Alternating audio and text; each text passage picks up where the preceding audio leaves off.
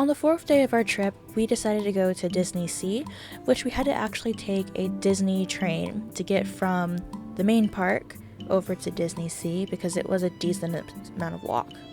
It still cost money, but we were able to pay for it with our cards that we use for every other train. I actually really enjoyed this one because it wasn't crowded at all, and it was obviously very Disney themed. We were once again at the gates about an hour early, but the lines were a lot smaller than before. In fact, the whole park was not crowded at all, which made for a really nice experience. Very short lines, very little pushing, and it felt like a normal day. Not like we were actually at Disney World, but just a random theme park on an off-season day. The gimmick of Disney Sea is that the park is based around different ports around the world that are, places near water. So we were able to see basically the whole world similar to Epcot. There was Italy, there was 2 ports in America, magical places that don't really exist, and to be honest, it was really cool. I loved seeing the architecture, I loved seeing the way that they use perspective to make the mountain and volcanoes and stuff look even bigger, and it was just really immersive, more so than any other park I've been to. The first ride of the day was Journey to the Center of the Earth, which was a thrill car ride. Not a roller coaster, a car ride, because there was no track. It was really fun, partially because it was like one of the actual few thrill rides that we'd been able to go on during this trip, and I loved the immersion again. It reminded me of Atlantis, which I think they really missed out on not branding it for Atlantis. They had some other movies that were really niche that they had rides for, but not Atlantis, really? Not a single park has an Atlantis ride? On the way out of the attraction, we walked by an Ariel kiddie coaster, which was basically with no line, so we decided to go on it for the heck of it. My mom loves kiddie coasters, so when we went on, all I could think about was how much my mom would actually love this one. It was pretty cute, really fun, not anything too special. It was mostly just a kiddie coaster that was branded to be like Ariel. However, there is an entire section of the park that is indoors that is Ariel themed because it's, like the bottom of the sea, and it was really, really cool.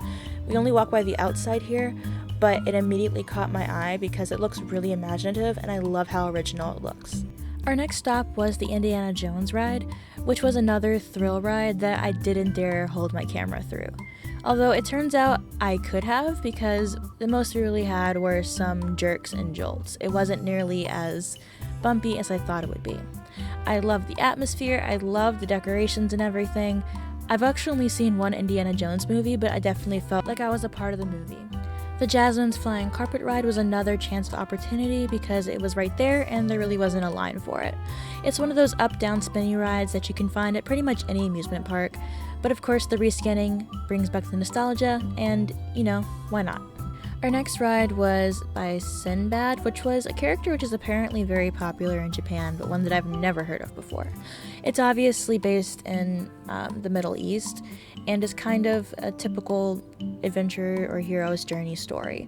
I really liked the animatronics, which were really cool, and the ride itself was just a floating riverboat ride that went through different environments.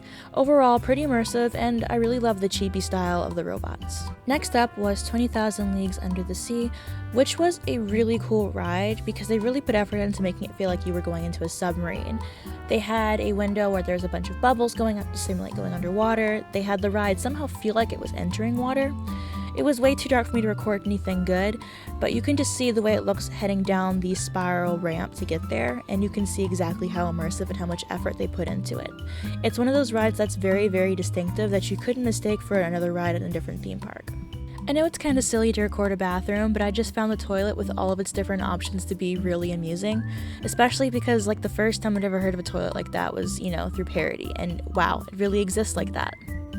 In one of the American areas of ports, there was a huge ship with a restaurant inside that you could do a walkthrough of. It was a real ship, actually in water, just decommissioned with no engine in it.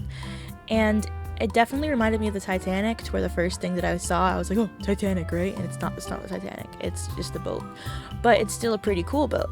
And it was cool being able to walk around, even though we absolutely could not afford to go eat in the restaurant there, because it was way overpriced compared to the rest of the food in the parks. The Nemo ride is where we went next, which was this huge building that very much looked like something from a cartoon. I thought it was pretty cool, except that we weren't allowed to record anything. Even in the room leading up to the ride, an attendant told me to put my camera away.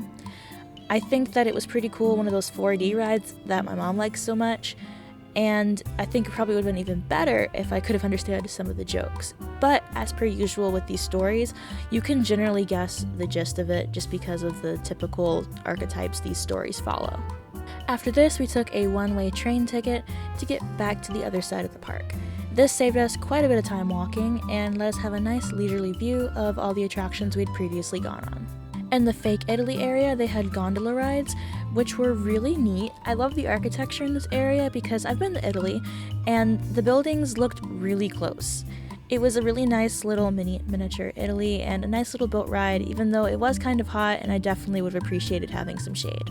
Circling back to the Ariel area, there was a lot of rides inside that were basically just your run-of-the-mill carnival rides, spinning teacup-sized things, spinning in a circle.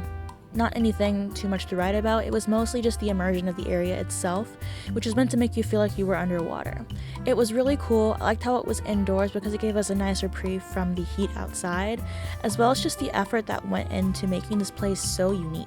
We only went on one ride in this area, which was one of those spinning rides where they put you in the air a little bit. Definitely made for younger kids, but still gave us a nice view of the room and some footage of what the rides look like up close. It took us quite some time to track down the prolific little green men, which are these little dumplings that were basically mochi with different flavors inside, but yogurt flavored mochis. And they were delicious. I actually really liked them, and I usually don't like mochi at all. They were very, very cute, and they came in the flavors of what I thought were chocolate and cheesecake as well as strawberry, but I'm not entirely sure except for the chocolate one. I also got a drink that was a lychee milk alcoholic beverage that tasted really good, to the extent that you couldn't even taste the alcohol, which is basically how I judge all of my drinks. Finally, we went on the Toy Story ride, which was another shooting gallery-esque ride, except it was a lot more obvious shooting gallery than the previous one we'd been on. I loved how it made you feel like you were a miniature, especially with the details like the bed being huge, the door being huge, all the toys that you played with as a kid being way bigger than you. And it really made me feel tiny. I think that was a great piece of work and something that I really enjoyed.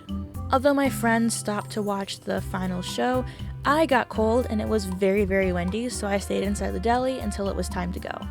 Overall, it was a really fun day that left me super tired, to the point where I fell asleep pretty much as soon as we got back. I definitely think if you're choosing between the two parks, you should go to Disney Sea because you can't mistake Disney Sea for being anything else. It's very unique, very obvious, and very Tokyo.